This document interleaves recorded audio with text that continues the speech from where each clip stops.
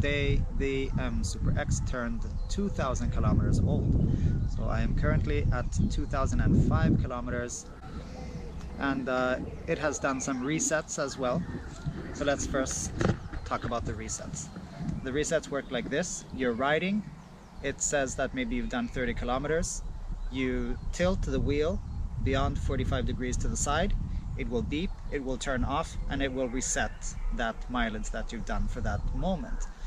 So it will go back to zero, and if you look at the total mileage, then the total mileage will also be minus that which you have done, which I checked in DarknessBot and I've checked in the Gotway app.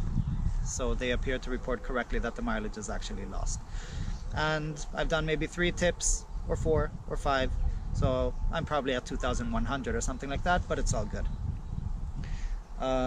So yeah, try not to tip the wheel because it kind of sucks if you're like me and you like tracking stuff. So onto the wheel otherwise.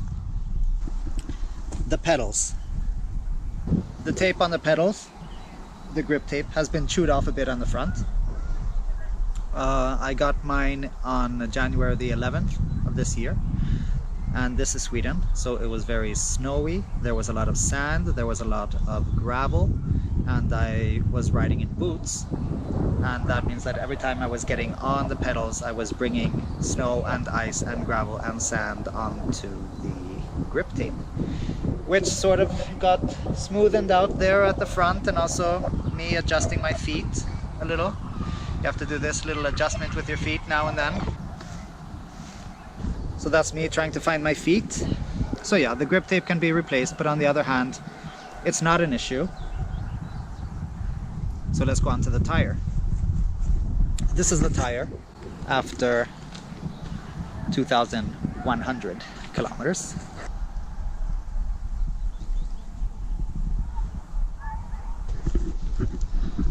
So the tire is totally fine. It has like this little Nike symbol on it, and those are still there, and they haven't really receded that much. So just about, yeah, the whole entire tread is there.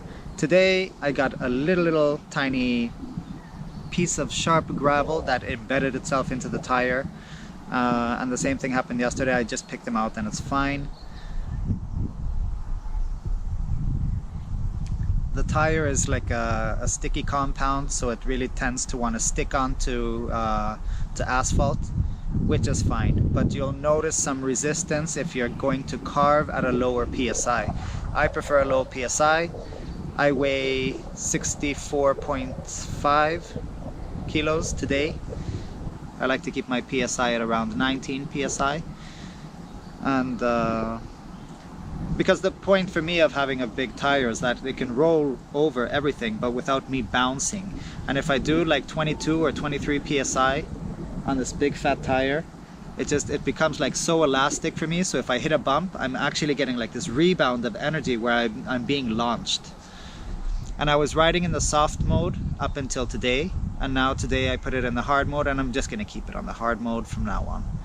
I get a more instant response when going from forward to backwards, and since I've been practicing on tricking and stuff like that, and riding forward, backwards, idling and so on, I get a bit of a better response. I don't know how it's going to behave on the trails, although I did take a trail here, obviously, because I won't get this little yielding of the pedals. I'm going to have to do all the suspension myself, with my ankles and with my knees and stuff like that, but it's fine. So it was a skill issue. The skill issue is that I had some opinions regarding the wheel and its being overly stable and being top heavy and being like slow at starts and stuff like that. All of these are skill issues, all of these are strength issues. I had problems with the pads being so hard and like cutting into here and hurting. They don't hurt anymore, you know, 2,000 kilometers later. Now after 2,000 kilometers I'm fine. I'm totally fine with everything with the wheel. I'm fine with the weight carves. I'm fine with the acceleration and so on. The acceleration I had a problem with. I felt that it was leaning me back when I was accelerating. And that's because I come from a 9.1 E Plus, and the 9.1 E Plus you just accelerate with your feet. You just put your feet down and it'll just go off. But with this you really have to have faith, and you just have to like do that, and that's how you hit the speeds. So I tried doing that on some speedways and stuff like that, and hitting 40, hitting 45.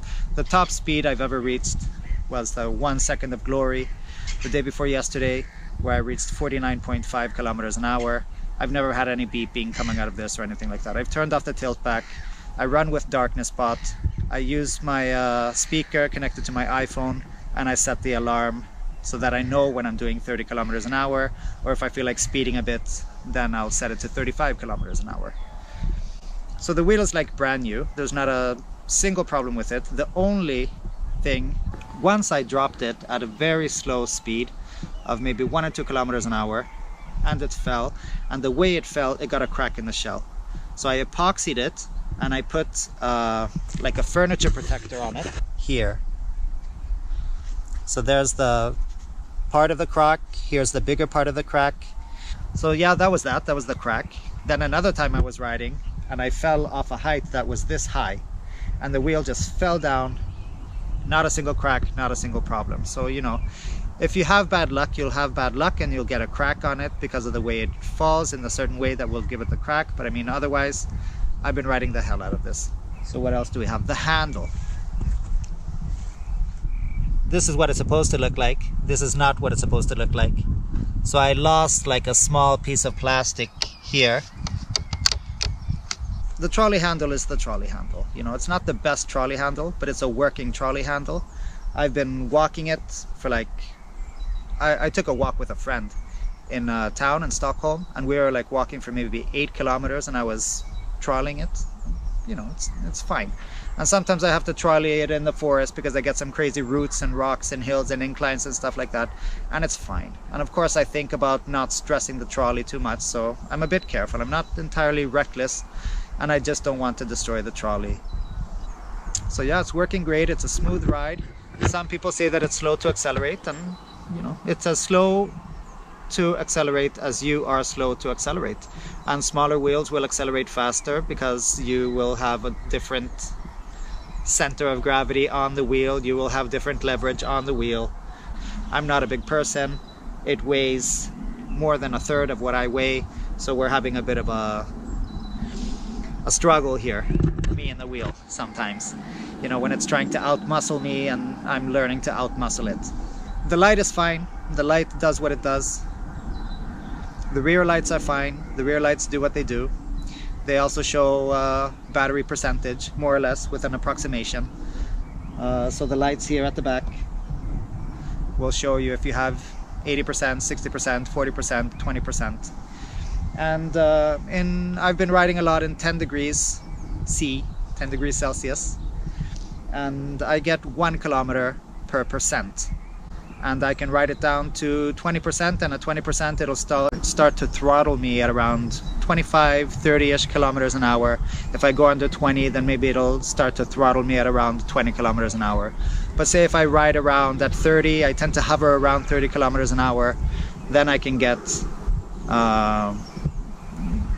70 kilometers. It doesn't really go to 100 when you charge it to 100. As soon as you take the charger out, it will show 100, but then as the battery settle, or the voltage or whatever, it'll show like maybe 95 or 96. And the first will be a bit quick, and then after that it'll settle down, but in the end it will still be 1% per kilometer. So I can expect to get 80 kilometers at 10C. I don't know what it's going to be like at 20. I don't know what it's going to be like at 25. Also remember the PSI, that I'm running a low PSI.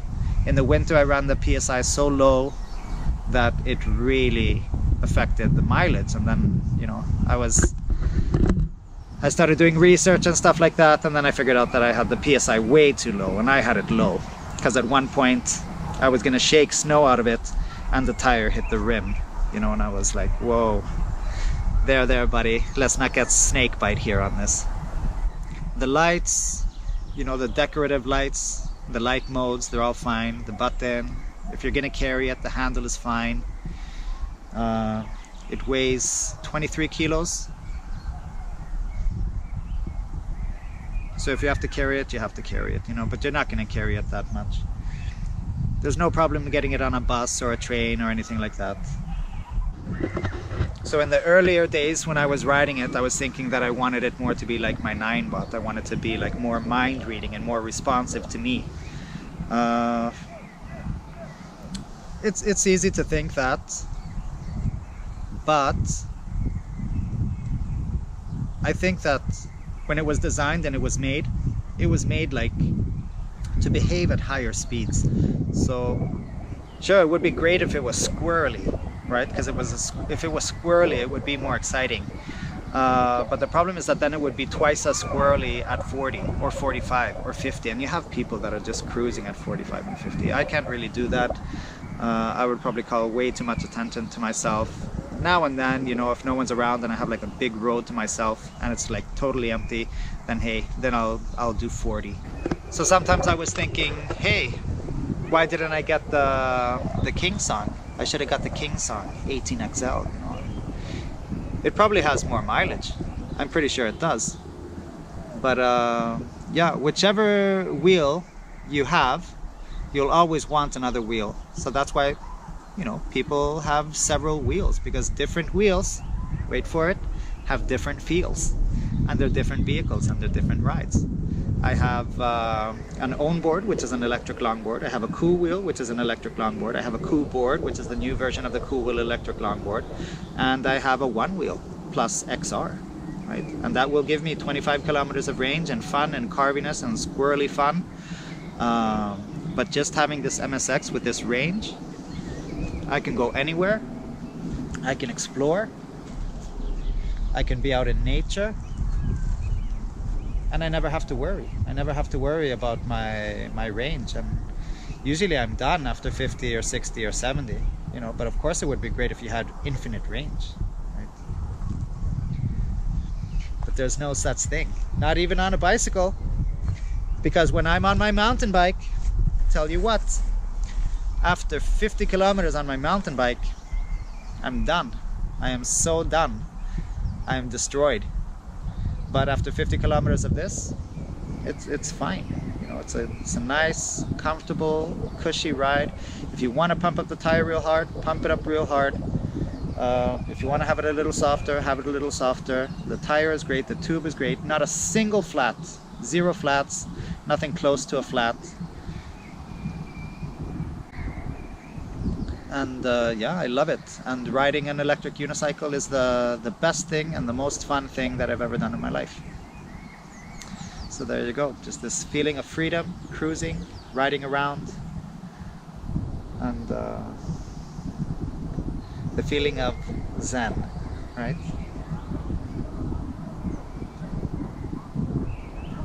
You just get this awesome feeling of Zen, of being free, of not really needing to think, just focusing on your riding and on the road and stuff like that.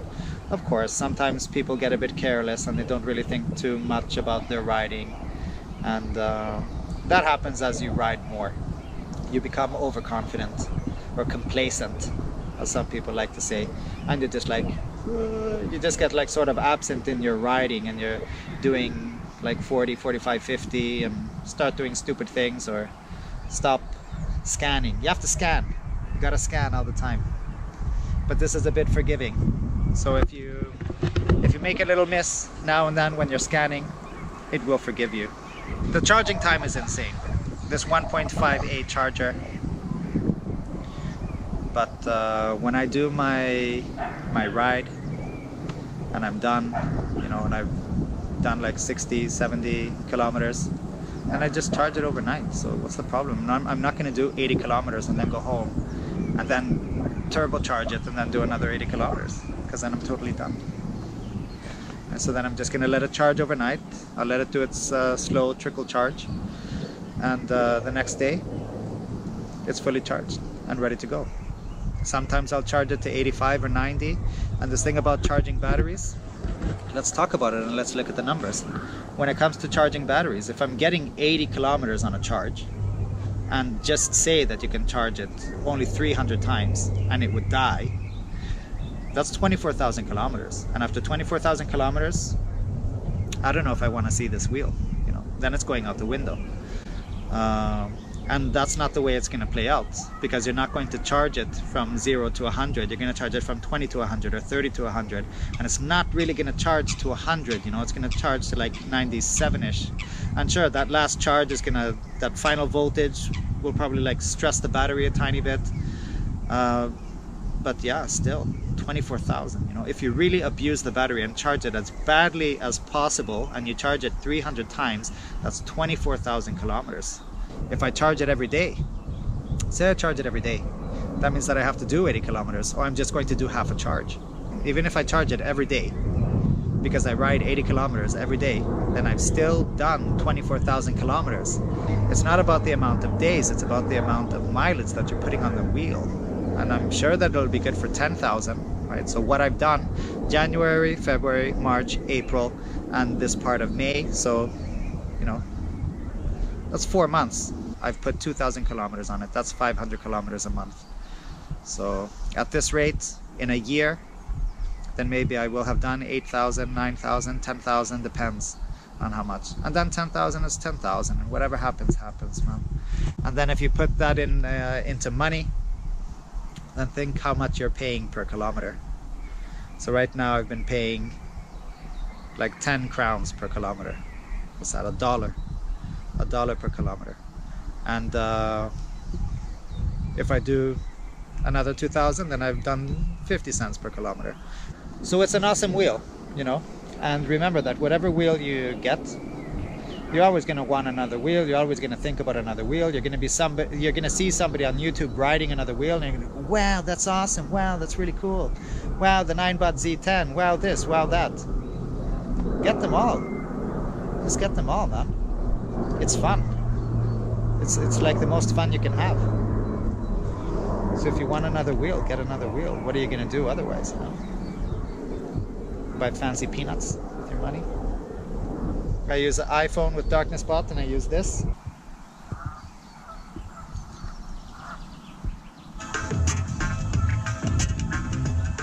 I use that speaker with darkness bot, and that way I can use voice commands and see how much battery I have left and stuff like that. There are some voice commands on darkness bot. Darkness bot is great. So yeah, thanks for watching. Hope this made some sense. And buy yourself a wheel. It takes a while to learn, but it's very, very rewarding, and it is one of the most fun things that you can do with money. All right, take care everybody. Bye.